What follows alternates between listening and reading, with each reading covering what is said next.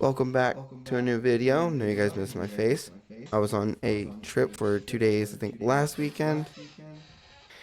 Mini little trip. Went out of state for 2 days and then got back, got busy, and was getting right back in the swing of things. And on top of that, was waiting for new content reveals for the Druid stuff and waiting on all the new stuff. And here we are, making a video on YouTube. You might see this video out Monday, making it on Saturday. Might see it Sunday, who knows, whenever I get it live. But yeah, let's get it going. Whenever you're seeing this, tell me how you feeling about the new stuff being released in the comments down below. But let's get right into it and let's conversate. Game director on Path of Exile 2, and welcome to GGG Live. Today we're going to show you an exclusive Hold on. You mean to tell me that shit in Chinese? No. You know, turn off the subtitles. reveal for what's coming next for Path of Exile 2. Twitch drops are enabled on today's live stream, so you'll be able to claim your Verdant Wilds dodge roll effect by following the instructions. Oh, that looks nice. Didn't grab that. Today it's finally time to show off a new class. Mind you, I did not watch the live stream, so that didn't watch any content. Wanted to review all this with you guys. That we know everyone in the community's been waiting for. So let's roll the trailer for Path of Exile 2, The Last of the Druids. Ooh.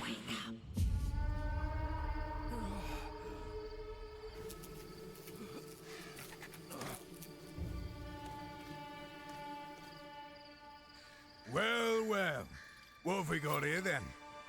You lost, fella? Hey, we're talking to you. I asked you a question. Ooh, I like that transition. I just want to say, like the transition, like what they did, like how they showed off all the different shit that's gonna go on with the character through this transition. Just wanted to announce that.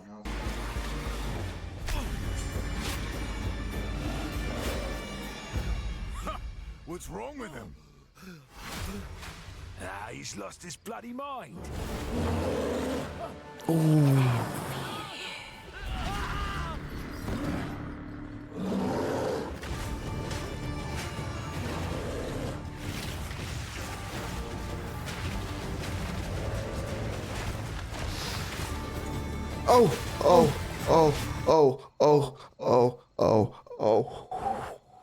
So like we're getting different so like what are we getting? We're getting different types.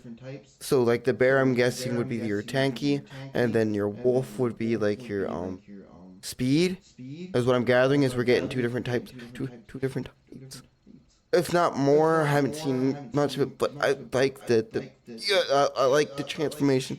Mid attack swaps right into it. The new abilities. Oh my god. Brain buster here. Oh, he's. So we're alpha. We're like a pack leader. And then if this is an ability,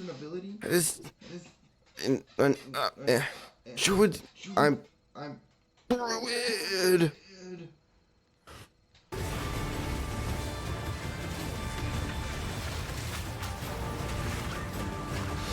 Oh. Pterodactyl.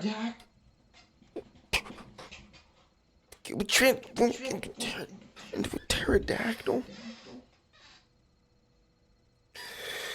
I'm excited. Fuck. We're only a minute 43 seconds in and I'm already goddamn. Go off my gourd.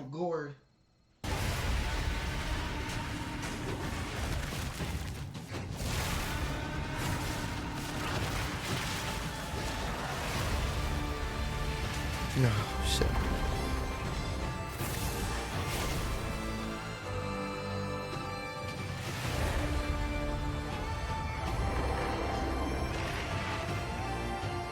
Oh my god.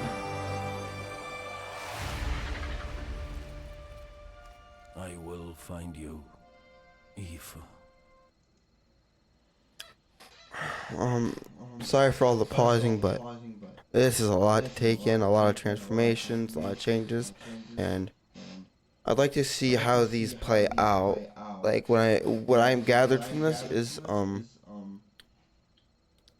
each transformation is sort of like a I wouldn't say a stat, but more of like a like one's tanky, one's speed, or like whatever you want to call it, and then the other ones, you know, let's say AOE or whatnot. Like they're like it's like each one is a style of play, which I like.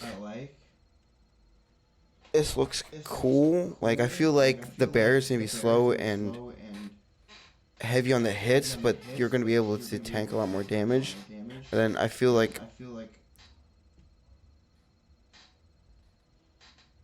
oh my god, I just need to hear what he has to say about this. Oh. Now, as you can see, the Druid is a shape-shifting elemental spellcaster. After his fellow Druids were destroyed by the King in the Mists, the Druid lost his humanity in the forests of Ogham, where he wandered for years as a beast. Now, finally reawakened, he's determined to find his lost wife and regain his humanity. The Druid has been one of the hardest classes for us to design. As well as having human spells, he has 3 animal forms, and we wanted to make sure that there were interesting combos between all of them. The Druid is our first hybrid strength and intelligence class. That means he needs to have the ability to use spells and attacks. As a human, the Druid typically uses magical staves to harness the powers of the earth and the natural world. One of the first skills you will learn is the ability to create small volcanoes from the earth. This skill spits out balls of magma at your enemies, and will continue to do so for some time. While the volcano is active, turn into an animal and wade into melee range. Many of the skills you use as a human last for a significant period of time, giving you a good chance to turn into an animal and rage out. But how do you turn into an animal, you may ask? Well, the answer is a new weapon type that Druids use, animal talismans. So what is this? Oh, those are rope cuffs. Those are ghosts. Oh, there's some nice skills. They have 50. You can choose which animal form you would Oh. like the talisman to represent. Depending on what you choose, you'll be given that animal's basic attack as a new skill to equip. For a bear, that's maul. To turn into a bear, simply use the skill. Your character will instantly transform into a bear and attack. Oh, that's nuts. That's nutty. That's nutty. Bear. Into bear. Into bear. If you want to change back to a human, just cast a spell. You will instantly swap back and cast it. We wanted to make sure that swapping between forms was seamless and immediate. Changing forms should be something that you do without even thinking about it all the time in battle. In order to allow for hybrid melee and caster gameplay, most of the skills you use in your human form last for some time and aid your animal skills in some way. The volcano we used earlier will emit. Ooh, the comboing. The comboing into each other is gonna be so nice. I'm definitely gonna learn. So this is a comp. So this is a like a lot of skills in Path of Exile are combo skills, but this is like a combo class where they bounce off of each other into like, you know, you're gonna need to use this human ability with this specific animal form to then combo it into an even bigger damage. The same way you would with 2 different spells. Like you would use, like, let's say a curse with this. You could use you could use an animal skill with the human skill into comboing into more damage is what it's looking like. Which is nuts. More molten balls whenever you hit it with a slam, making it perfect for use with your bear form's And furious yup. While in bear form, many of your abilities use rage. There are a lot of ways to generate rage, but the easiest one is simply smash your enemies with maul. Once you see the runes on your back glowing, it means you have enough rage to do a much more devastating version of your furious slam. Your bear form can also go on a rampage, stomping the ground as you demolish your foes. Alright. The more rage you have, the longer the rampage lasts, and doing it over a volcano makes it even better. Yeah, shit.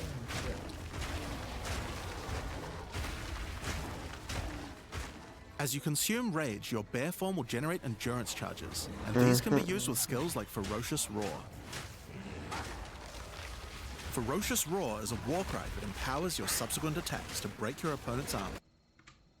I'd like to point out the Great White One. Crazy name. Let's preference that ahead of time. Great White One. Crazy name, but it's a great white shark. So yeah, I'd like to. It's a great white shark with a bunch of barnacles on it. So yeah, I just wanted to like point that one out for a boss named Great White One. I get it, cause great white shark, but then yeah, let's go fight the great white.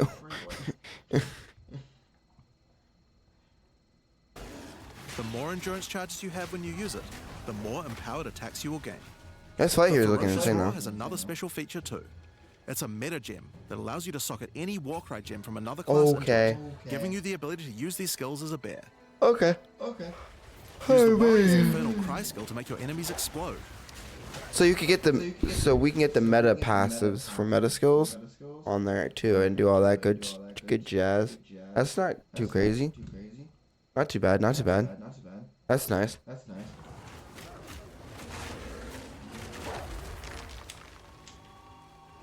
Or use Seismic Cry to stun your enemies and double up the number of slams you do.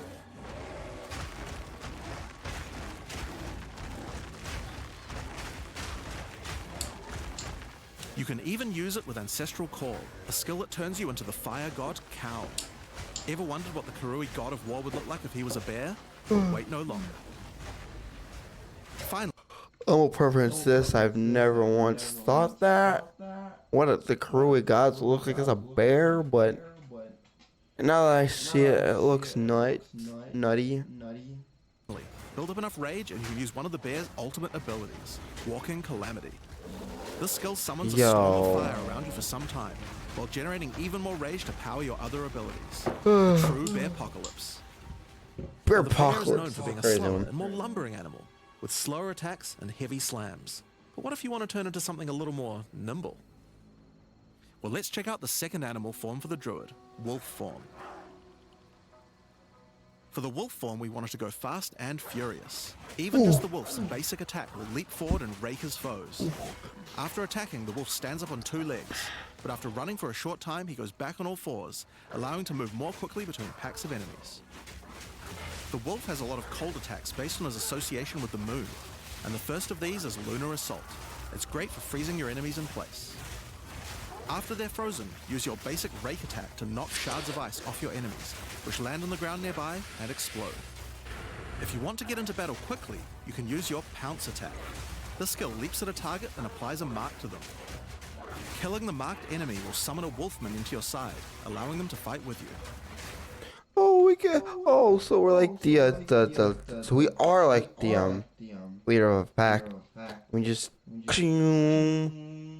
slam them and then mark them and then kill them and then get a bunch of them, and then I bet you can add shit to make the duration longer to have the minions stay longer, or you can put this or that on the mark so that it can aid in the length of the mark, the length of the minion, and such and such. I don't think minion skills would work on it because it's you're initially enhancing the mark, not the minions on the mark. But give or take, we'll learn how this one works. Mark and kill as many enemies as you can to build up a sizable pack. While an enemy is marked, your wolves will prioritize that target and do more damage the more wolves you have. So make sure you keep your pack strong. Now, one problem you might run into is your wolf pack dying in boss fights. You often don't have any enemies that you can mark and kill in order to regenerate your pack. Okay. To deal with this problem, you can use Cross Slash. Cross Slash jumps backwards and does a vicious double slash. Any marks on your target explode and triggers their abilities. This allows you to pounce to mark an enemy and then summon a wolf even without killing it. Cross Slash also has another feature though. Remember those ice fragments from before? Well, Cross Slash will propel any ice shards on the ground towards its central target. First, freeze your enemies with Lunar Assault. Then rake them to create as many ice fragments as you can. Then follow up with Cross Slash to generate a field of icy explosions to obliterate your enemies. If they're still alive after that, your pack of wolves can finish them off. Oh my god. Oh my god. Oh my god. Oh my god. Just like with the bear's raw skill earlier that allows you to use Okay. skills from other classes, Pounce is also a meta gem that you can socket mark skills from other classes into. So Okay, so it's a meta gem there you can. So you're stocking marks on top of the marking skill, so you can mark. Okay. Does it double up the marks? We get multiple.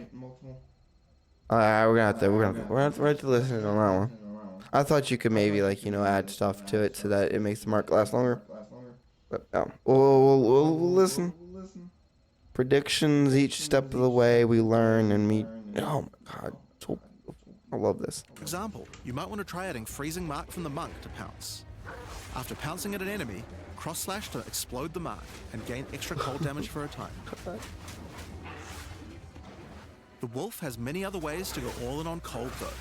Using the Arctic Howl Warcry will allow you to add cold damage and chilled ground to any slam, while buffing your pack of wolves as well. You can also use it to freeze enemies that are close to being frozen, making it much faster to use your other combos. Finally, the wolf also has the ability to call down the power of the moon to transform into an Arctic werewolf with lunar. That was by far the sickest thing I have done seen. This motherfucker done sent a sentient white light to him to turn him into a freezing werewolf. I love it. I'm impressed. This is amazing. Yes. What is this shit? This is going to up the player. The player base is going to spike largely for this league because of the Druid character and its many of things. Blessing. In this form, you move and attack more quickly and deal extra cold damage. Consuming Rage will extend the duration of your Arctic Wolf form, so you could try a hybrid bear and wolf build if you want to utilize the skill to its full effect.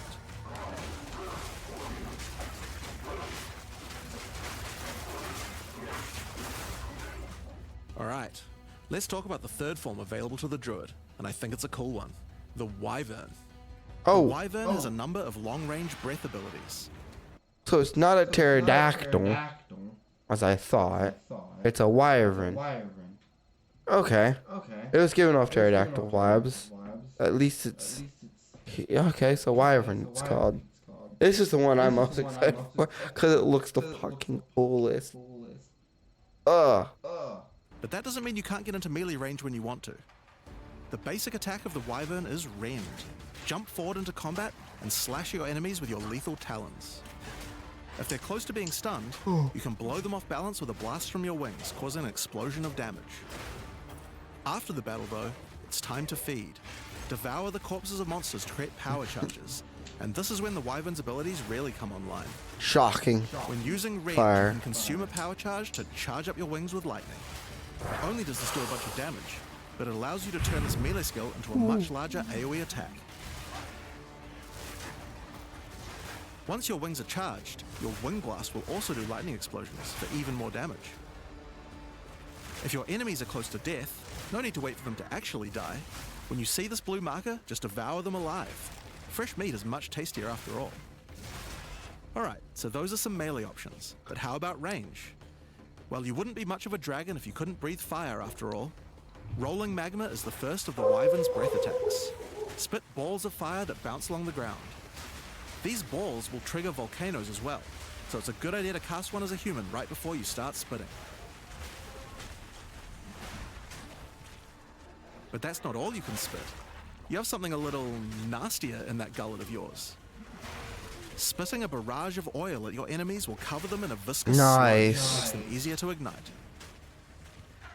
If you have power charges though, plant your wings in the ground and vomit a barrage of lightning-infused projectiles. The more power charges you have, the longer you can do this for. But make sure you keep your foes at range. You're vulnerable to melee attacks while channeling this skill. Oh my god. Let's take a quick diversion back to some of your human abilities. As a Druid of Scoth, I think I'm going to be playing the wyvern the most. Because wyvern looks the coolest, honestly. Honestly, wyvern looks the coolest. It looks amazing. you have the ability to harness the power of nature to create entangling vines to slow down your enemies. Another of nature's punishments is the thunderstorm. Creating one of these will create periodic strikes of lightning from the sky, and will also make your enemies wet. Why is that Wet. useful?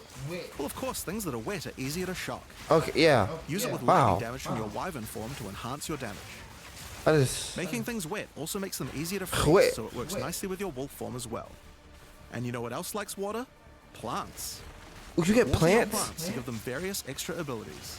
That Use is lightning storm with insane. Tangle to make them last longer, and attach more vines to each enemy, slowing them further. That is nuts. Summon thrashing vines to slam at your enemies for a time. I like that. I like that. I like that. I like that. I like that. And deal more damage. Now then, with our enemies sufficiently subdued with our plants, That is fire. time to really lay into them with our lightning-infused barrage. Now, this last wyvern ability is just ridiculous. Oh, but we felt like we yeah? had to do it. Use flame What the breath hell? to take to the skies and rain down a stream of Oh, fire. I'm on ready your to see this. enemies. You have wings, so we have to take full advantage of them after all. So fly That around is an and insane. burn. I like that. I like that. I like that a lot. That looks fire. No pun intended, but that just looks amazing as an ability. That looks amazing. That looks great. Ooh. Now there are a few other skills we didn't cover. Okay. But there's one in particular that I think will open up a lot of builds. Spell totems. Spell totems are meta gems that let you create a totem that will automatically cast any spell in the game for a time. In order to create one, you will need to spend 3 endurance or 3 power charges. You could use them to throw fireballs, summon comets, or shower the area in lightning. Really, the options are kind of endless. Your bear form can easily generate endurance charges by consuming rage, and your wyvern form can easily create power charges by eating corpses. So it's pretty easy for the druid to get the charge. I'll note that I don't like the druid has the spell tokens, because I feel like with druid, I feel like you need to go more one with nature on your abilities. You need a more nature themed ability set, and I feel like the spell totems don't align well with the nature theme. Like they're not like by no means is any of this bad. It's just it doesn't align with like the nature theme of, like, you know, transforming into these animals. Getting one with nature is the vibe I'm getting from this. Getting one with nature because you can get plants, you can grow the plants and make them do more effects and whatnot type stuff. Yeah, right. Same with this, but yeah, I feel like great ability. Like the spell totems are great. It's just not what I would have used for it. I would have went more. It's just. Yeah. I would have just went more like nature-based stuff instead of the spell totems for this character. Spell totems I would use on a different character. But yeah. It's a little pet peeve. But it ain't like nothing like that's hurting the game. It's just something I feel is like, you know, a little off for me. Is needed, but they're also available from quite a few other places as well. I'm sure we'll be seeing a lot of different spellcaster classes thinking about how best to take advantage of these. Now, of course, along with a new class comes a bunch of new support gems. We've added over 30 new supports throughout the game, but I'll show. They never give up on these supports. They never like, you know, disappoint us with the amount of stuff they're adding to the game. Like 30 new supports. Like what do we? Like I'm ready to hear all of these. 30 new support stuff. Show you a It's few of the insane. cooler ones here. Fan the Flames can be added to any wind skill to spread fire from one ignited enemy to the other enemies behind them. It's great for the Wyvern's Wing Blast. But you can also use it on many other classes with wind skills, like the Twisters on the Huntress, or the Monk's Staggering Palm Projectiles. Accelerated growth causes extra explosive plants to erupt from the ground whenever you grow plants with rain. And Advancing Storm changes storm skills like your Thunderstorm or Tornado to move across the battlefield. It's great for watering plants en masse, or to turn tornadoes into a real disaster by sucking up multiple ground effects as they travel along. And the Sorceress might like to use it with Firestorm as well. Echoing Cry causes your Warcry skills to echo. They will repeat a couple more times with a delay after you use them, giving you more empowered attacks. Use it for the druids and I'm gonna respond. This is nuts. I like what we're seeing. That's my only response so far. animal form war cries, or on the warrior for a nice power boost. Grounding shocks causes monsters you shock to turn into living Tesla coils, arcing lightning to nearby enemies. You could use it with your empowered wings for an extra damage boost, but it's also great with any other shocking skill. Try it out with Lightning Spear. It obviously needed more AoE clear. It obviously, I like that. It obviously needed more AoE clear. It needed more clear speed, you know. You're not hitting but a half the map. Now you're hitting the whole map with one hit. But we'll leave those for you to discover. It's called the No Mob Left Behind program. We're killing everything on the floor. Now with a new class comes new Ascendancy classes. The Druid will have two options for now, with a third being released later. The first class is the Shaman. The Shaman channels nature's elemental fury and can harness rage as a spellcaster, unifying his animalistic and magical tendencies. By allocating Druidic Champion, you gain spell damage the angrier you are. And with Furious Wellspring, you generate rage continuously and can spend it to empower your spell. We're building a rage build. We're building a rage build. We're building a rage build. Rage. Max rage. Spell rage.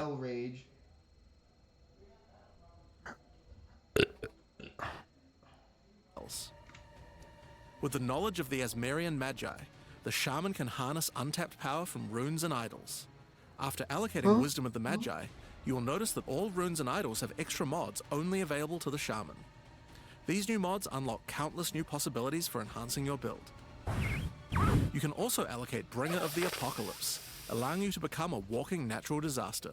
I need to After see dealing some. enough elemental damage, storms of all elements rain around you, destroying all who would face nature's fury. That's nuts. That's nuts for 16 seconds. There are other All over abilities for 16. Shaman. Holy I'll shit. just show a few from each class for now. The other Druid Ascendancy is the Oracle. The Oracle perfected the power of foresight and utilizes this in combat to gain massive advantage.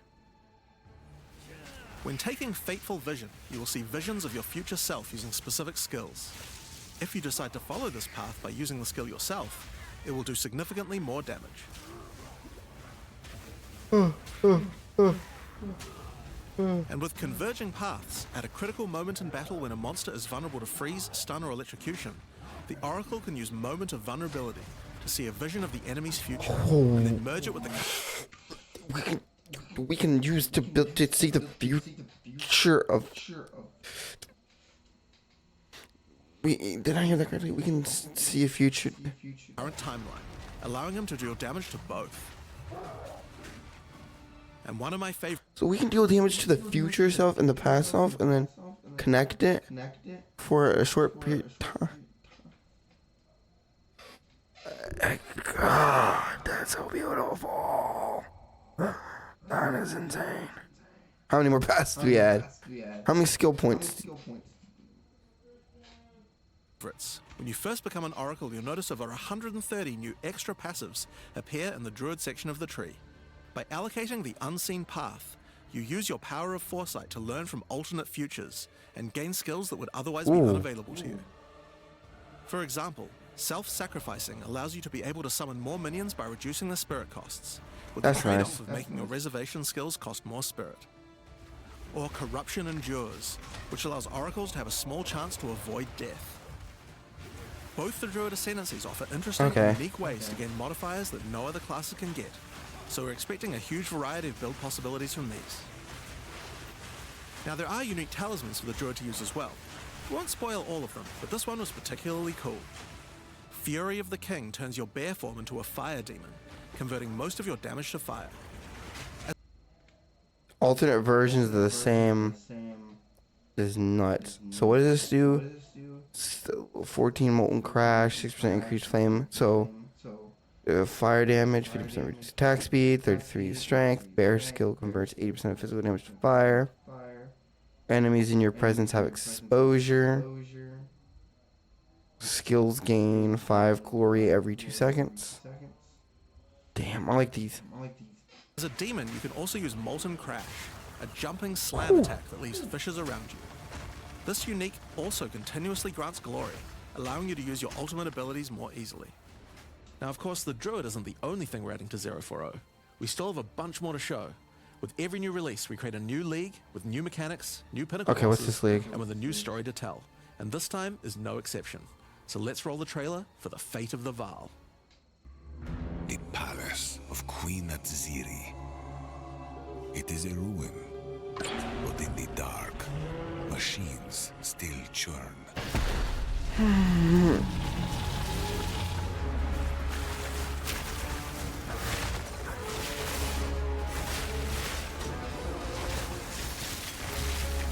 The temple has many functions, and with it, a chance to save the Vaal.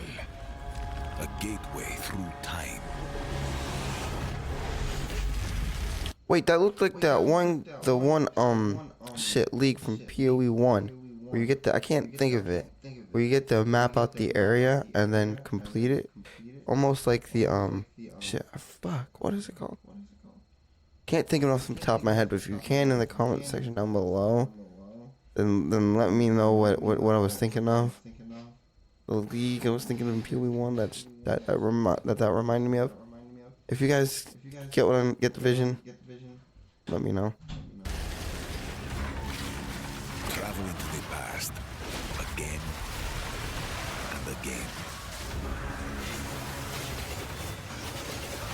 Alter the temple. Uncover its secrets.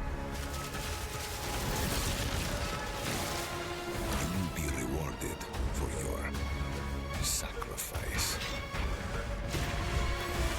And somewhere in the deepest That was the most gruesomest thing I've seen. From Path of Exile is a fucking literal meat grinder. my queen awaits. I beg of you, hear me. The beast cannot give you what you desire. You may have studied it, Doriani, but you do not know it like I do. It adores me. How is this postable? I shouldn't have paused here, but we did. I'm sorry. Come now, give unto me your desire. At last, fulfill my soul. How was that the postable trailer? I mean, not much was shown that was inappropriate. It was just. Okay.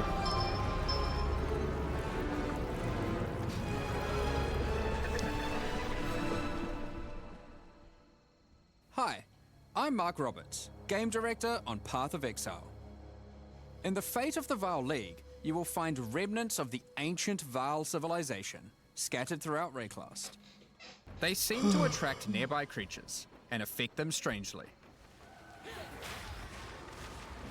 After killing them, the remnant appears to gain some amount of power, but not enough to fully activate it. It seems you will need to find 5 more of these arcane devices, and sacrifice the monsters you find there to fully activate one. But things don't always go to plan. These devices are old, and sometimes infected by corruption. Twisted versions of ancient Vaal may emerge, and sometimes even stronger foes. Ooh. On fully activating one of the devices, you finally discover its true purpose. A portal opens and takes you deep underground to a lost temple, once the home of Atziri, Queen of the Vaal. What treasures could still be inside? I think you're gonna want to find out. In front of the entrance is a console of some kind, and on activating it, you can see a map of the temple. Atziri's personal chambers are on the far side. But how could anyone get there? There are disconnected rooms, and the layout doesn't seem to make sense. And that's when you realize the purpose of the ancient devices scattered through Wraeclast. The temple is powered by sacrifice, and this energy can be used to modify the very structure of the temple itself. Each time you run the temple, you will be given 6 rooms that you can place. allowing you to craft your own dungeon to explore. Place paths to link up the dungeon, and place rooms beside them full of precious loot. After you are happy with your choices, open the temple and discover the results of your efforts. Each room contains different challenges along with its rewards. On entering a room, the doors will slam shut behind you and you will need to face the encounter within. But choose wisely. It's important where you place the rooms to get maximum returns. For example, when placing a commander, you could just place it anywhere along an existing path, but a much better strategy is to place it next to a garrison of troops for him to command. Oh, levels it up. With better leadership, the garrison Rank will 1 to level rank up, 2. making the monsters harder, but also more rewarding. Different rooms have different requirements for leveling up. For example, Ooh. if you want to fully level up a smithy, you will need to supply it with golems from an adjacent golem works, and hook up a generator to the power network to supply it with power. After doing so, the golems will be powered up, making them much more dangerous. You don't need to memorize what interacts with what. When selecting a room, you will be shown the locations that will make other rooms level up, and exactly what effect it will have on the temple.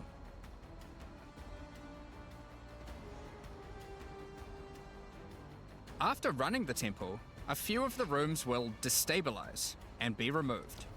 It will be up to you to rebuild the temple, adding 6 more rooms each time you come back, making the temple larger and larger and larger. So, that's the basic functionality of the temple, but there is a lot more. I like it. I love it. It's amazing. It's dope. It's fire. I like that. Once Doriani finds out about your travels to Lera Vaal, he will attempt to persuade you to take on a new mission. The temple entrance contains a prototype of the time portal device. It will be able to take you back in time, but only to one specific point, right before Edzeri triggered the cataclysm that destroyed the Vaal. He requests that you go back and attempt to stop Edzeri to prevent the Vaal from ever being destroyed. Ooh.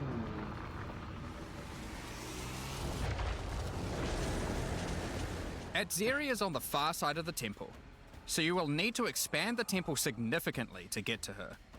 And even worse, her chambers can only be unlocked by a room that isn't currently accessible to you. In order to deal with that, you are going to need to visit the architect of the temple. To get to him, you will need to place path rooms, but while doing so, you will probably want to exploit some of the Vaal technology only available in the path. It's just, this league here is simply like advanced. Like it is like extraordinarily advanced and insane, and I like it.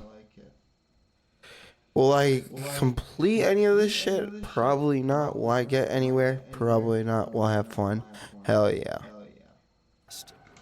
Once you can travel into the past, a whole new set of rooms are available to you, and they have some pretty insane rewards.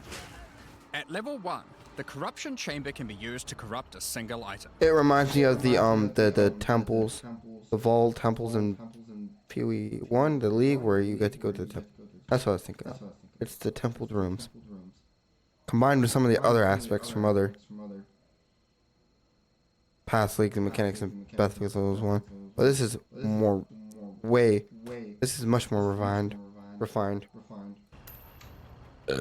Oh, excuse me. But placing it next to a thaumaturge to run the place, and a sacrificial chamber to provide soul energy, you'll be able to level it up. And it's worth it. Because once you get the room to level 3, there are some very nice rewards to be had. In a level 3 corruption chamber, you will find this mysterious device. It has a slot to place an item, and it only accepts items that are already corrupted. What will happen to them? Well, So now we're getting double corrupts in this game. Double corrupts. Crazy. Getting double corrupts. normally once an item is corrupted, You can't modify it any further. That is But insane. this device allows you to corrupt your item a second time, adding Hold on, another we're gonna see what it enchantment. This has the capability to craft some very 48 plus thorn percent increased thorn damage. 3% additional physical damage on the Covenant, which has 5% of spell damage leached to life. Spell gains.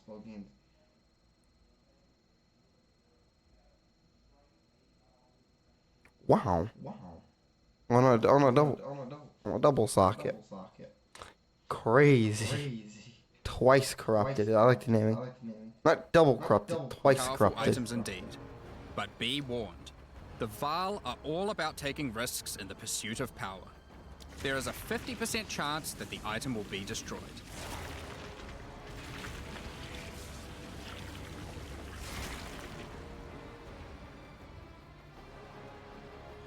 Each room has its own interesting mechanics and rewards when it levels up. Many of them contain bosses to fight, special drops, and in many cases, new crafting opportunities. For example, a level 3 alchemy lab has a nasty Vaal construct to fight, but if you can defeat it, you can find new corrupted soul cores. Like Guatality's thesis. Helmet gains armor equal to 25% of life lost from hit in the past 8 seconds. Body armor, 25% physical damage prevented recouped as life. Boots. Lose 5% life per second while sprinting, 25% increased movement while sprinting. Turn you into a speed demon that loses life. thesis, which on boots allows you to sacrifice your life to run faster. Or Seta Qualotl's thesis, which on gloves will revive one of your minions whenever an offering expires. Get a sacrificial chamber to level 3, and you will need to face a highborn priest of sacrifice. Defeat him to be able to further corrupt a Vaal unique, modifying it in unpredictable ways. One of the mods of this unique will be removed and replaced with another random mod.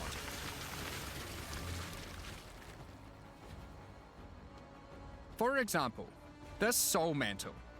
It gives you an additional totem, but lowers your totem's life and curses you when they die. By using the machine, this could result in a terrible item if you remove the good mod, but also some amazing items if you replace the downside.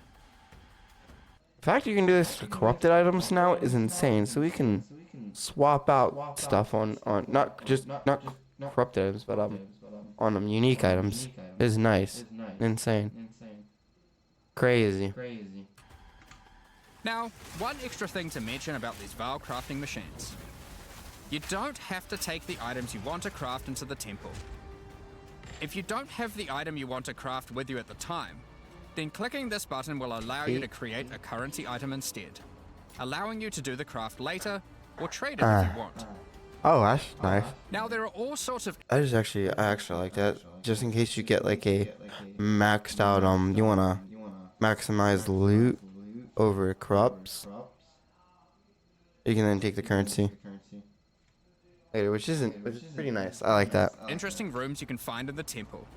But the last one I want to show you today is the Flesh Surgeon. Holy shit. A Vaal Flesh Surgeon can be leveled up by placing him next to a high-level synth flesh lab.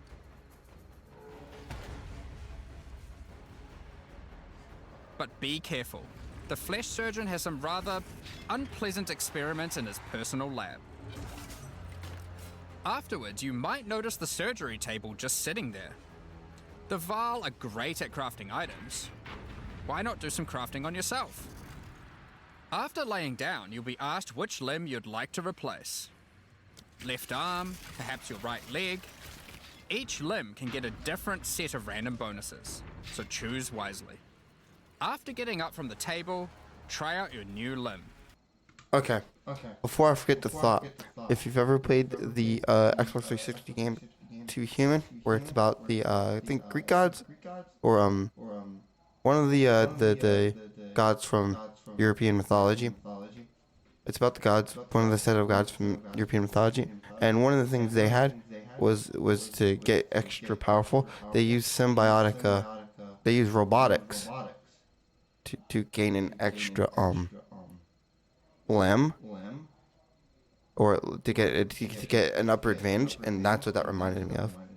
Is that from 2 Human, and that was a thought that just clicked instantly. I haven't like even thought about that game or anything in a hot minute, but yeah, like it removed it, or like from like what is it? They do it in Fallout in Vegas too, where you get to swap out the arm or a leg to get a boost in something. I like the concept of trading out the limbs as an extra, almost like it's fire. I like this idea. I love it. It seems to work fine, and even perform better than your normal one. Now, there is just one thing with replacing body parts. If you die and are resurrected, your body will return to its natural state. You might need to return to the Okay, that doesn't. Yeah, okay. Now your character's not gonna. Okay, so that prevents your character from becoming broken when having too much parts. And it's like you never die. But then you get overpowered. But then you have to risk. You either choose the high reward and high risk, and the potential of losing your shit, or you scale it down and you make sure you can keep the body going in the robot form. Vaal surgeons if you want another robot arm, and maybe get a better one next time. I do like how you can reroll for betters on those. It's not just the same shit. That's nice. That's nice. That's nice. Some rooms, like the Commander, can give you a new type of reward. Medallions that can be used to manipulate the temple in other ways. Using a Queeper medallion will allow you to artificially boost a room, even if it doesn't meet the normal requirements to level up. And a Huatalotli's medallion will stop rooms from destabilizing when you complete a temple, allowing you to guarantee getting a reward a second time. Great if you want to stock up on double corrupts. Now, with all that aside, time to face the Architect, and you will be in for a fight. Jesus. Once defeated, you will find another console that can be used to modify the temple. But this one is special. It allows you to place new types of rooms with specific rewards. There are rooms with specific uniques. What is this? The brisk wrap rawhide coat, 65% evasion, rating 53 increased flasks, life recovery 48. So that's flat. Ooh. Gain deflection rating equal to 26%. Interesting. Special runes. And currency. But also a few other, more niche crafting experiments. Like this one, that can extract the socket balls back out of an item, at the cost of destroying it. Nice. Now, something really important is every league we release a significant amount of content for the in-game. In order to make sure that the Fate of the Vaal works well for late-game players, we've added many mechanics to make sure that you can scale the difficulty and rewards to match. Getting some rooms to level 3 adds extra mods to the entire dungeon, and these stack with each other. So in endgame, when you can get some really big temples, you can generate a challenge that can even match the strongest of characters. We also start to introduce ways to store up energy for the temple, allowing you to save up many runs so you can do them later at your leisure, and not interrupt your mapping too often. Now in each league, it's important that we have a new pinnacle boss to test your character's might. In the Fate of the Vaal, you will get to face Adzeri while she was at the peak of her power. One of the rewards you will gain by defeating the Architect is the ability to place the Royal Access Chamber. Once connected to your temple, you can visit it to finally reach the Queen of the Vaal herself. This fight takes place at a critical moment in history. Damn. Right as Adzeri communes with the beast's power and takes her true corrupted form. Now, we are not going to show you the whole fight, but we will tempt you with one of the rewards. This is Xeri's rule. This staff gives additional levels to all of your Corrupted spells which cost life gain 103 damages extra. So you could do physical spell damage, physical spell.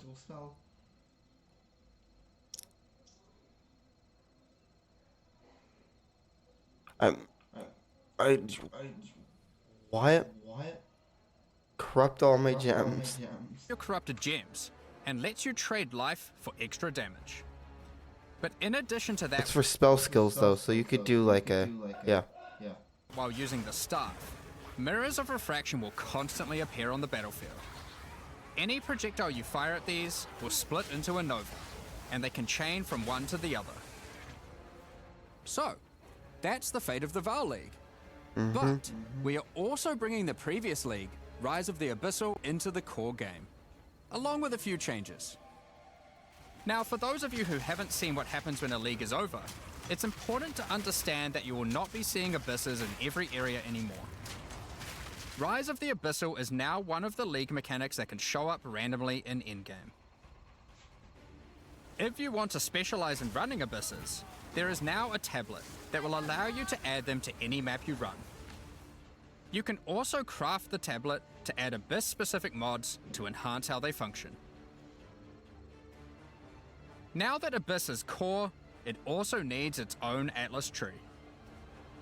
You can get Let's add more passives because passives make passives great. Passive this passive that. gain your first points by completing an Abyss. But there are more available for doing depths and killing certain bosses. And there are a bunch of different options. You might just want more monsters and bosses. But you can also make finishing an Abyss have a chance to overrun a nearby map with the Abyssal. Or make your Waystone modifiers also apply to Abyssal depths. You could specialize in the interaction with other leagues, or specialize in a specific Abyssal faction. One of the important elements that we have heard loud and clear is that needing to do Abyss crafting on Waystones is quite annoying. So, we have removed that. In fact, we have removed instilling from Waystones as well. This mechanic felt mandatory on maps because it boosted the value of all other content, but it was both annoying to do and resulted in a lot of visual clutter. Holy shit. Instead, we are bringing back some of that power on tablet. Holy shit, that's a lot of shit going on. God damn. Which you don't need to craft nearly as often, since they last for 10 maps each. Once you defeat the Arbiter of Ash, you will be able to upgrade tablets to a rare with 4 mods using regular currency. Even this isn't enough to fully bring back the power you could have gotten from instilling, so we have also buffed the bonuses that tablets give. Going forward, we're not going to be adding any more crafting directly to Waystones outside of the basic currency, because it adds too much micromanagement. But on that note, Fate of the Vaal does bring the ability to corrupt your tablets, hoping to get one of many different random outcomes. Now, with regard to Delirium Fog, even though you shouldn't have to have it on every map anymore, we still did want to make it less visually annoying. Delirium Fog has been toned down significantly, so you won't feel like you're just playing in a sea of grey. Another big source of problems in the endgame is the feeling of getting overwhelmed with monsters. In 031, we reduced the number of monsters in early endgame in order to help with this, but still scaled up the number of monsters to previous levels by the time you got to tier 15. Well, after letting this simmer for a while, we are still getting this kind of feedback. So we are no longer going to scale up the number of monsters you go as you get deeper into the endgame. Instead, we are scaling up the difficulty and rewards by the same amount. So to be clear, instead of increasing the number of monsters by 40%, they will instead drop 40% more items, grant 40% more experience, and have 40% more life, in addition to all the normal scaling they get due to being higher level. I like that 40% more experience. We need more experience. That died crying, tried to get my character from 95 to 100. I stopped. I was like, no bueno, I can't go any further. Not enough XP for this shit. This only applies to regular monsters, not bosses. We have also reduced the speed modifiers that monsters can get sometimes, which also helps a lot with this. Now, we did have a large amount of content for endgame planned for 040, but unfortunately we just didn't get time to finish it. The scope was a bit too large, and so we would need to wait until 050 for that. But rest assured, there will be a ton of upgrades for the existing leagues, as well as new pinnacle bosses, and a significant overhaul to the Atlas passive tree coming soon. Now, another problem that becomes a much bigger issue in the endgame is game performance. And we have done a lot of work here. The primary issue is CPU load. And to address that, a lot of things have been optimized. And we have done a lot of work to take advantage of more of your CPU cores. You should see frame rates of at least 25% higher, and a lot less bad frame spikes during gameplay.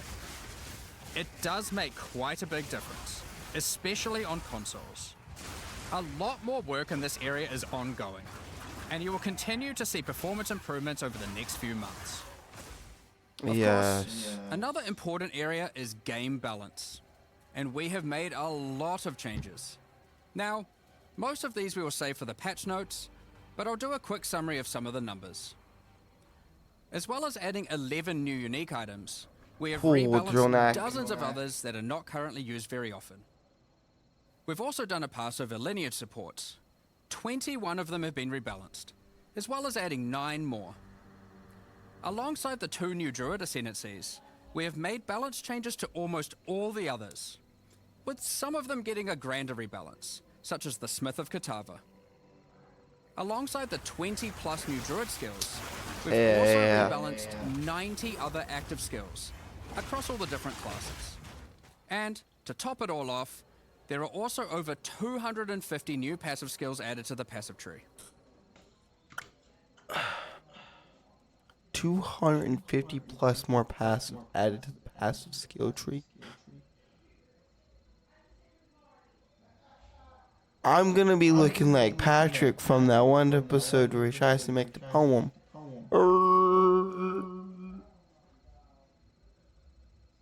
Like, holy fuck.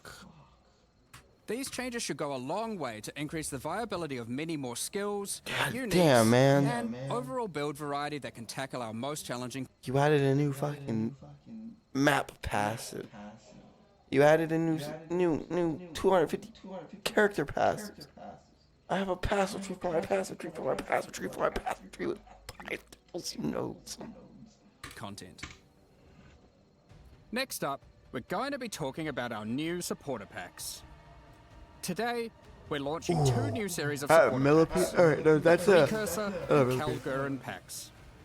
Each tier contains the pack's full face value in points, alongside several exclusive microtransactions. As always, the microtransactions in these packs are purely cosmetic and do not affect your character's power or progression in any way. The Precursor series of supporter packs contains 6 exclusive microtransactions. First up, the Marble Statue character effect. Once you finally stay still for a moment, a podium rises up out of the ground to immortalize you, turning your skin to marble. When you next move, the stone crumbles around you. The Precursors had mastery over gravity manipulation. So too can you, now with the Gravity Well portal. Witness the power of its pull as you approach it. Draw in enemies with your own gravitational pull with the Awakened Precursor armor set. The Precursors designed and built many mysterious ancient beings. This one used to serve as a scout that would patrol and tase intruders. It's like a mantis. Why salvage gear yourself when the Master of the Forge can do it for you? Molten gold spills out, as the Forge Master breaks down your items. Oh, that's so cool. That is legit The fire. Relic of the Precursors I like map that. device is a Oh, I like that. The well forger, and then this here too. I like this too. mysterious machine that sits atop ancient colossal statues. It keeps track of the number of charges consumed on your precursor tablets used in the device. The Kalguran Pack series also contains 6 exclusive microtransactions. The Kalgurans had astounding skill in astronomy, being able to track cosmic events with absolute precision. Harnessing that skill, with the astronomer's level up effect equipped, you too can now see exactly how long it took you to level up as it outputs the time in chat. The time taken to reach your last 3 levels is also displayed on the item, so you can link it when you have a time you're proud of. Crush unique enemies by unleashing the wrath of the lost Kalguran fleet, led formerly by Captain Heartland himself. A Kalguran seafarer needs armor fit for the treacherous seas of Wraeclast. This set has you covered with the classic tricorn and, of course, a pig leg. I like the ship. The lost treasure weapon I like the pale. I like the low women too. Low women the pale nah. skins top off your appearance of a true raider of the seas. These gilded weapons can be applied to wands, two-hand maces, and shields. After a long day of plundering loot, retreat to the Kraken's Cove hideout, a home of some of the most deadly ocean-dwelling creatures in Wraeclast.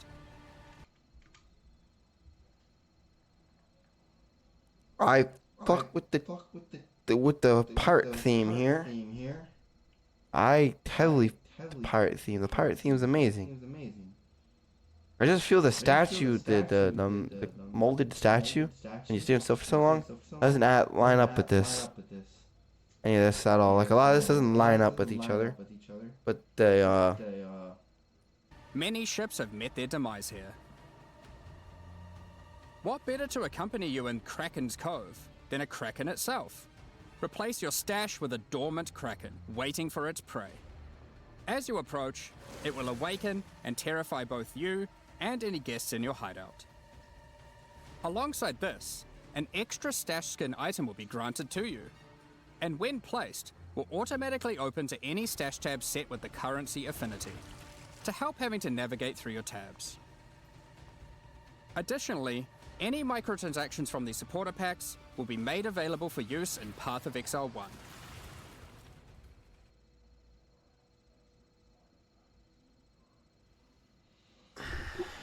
all I've gotta say is that was amazing notes.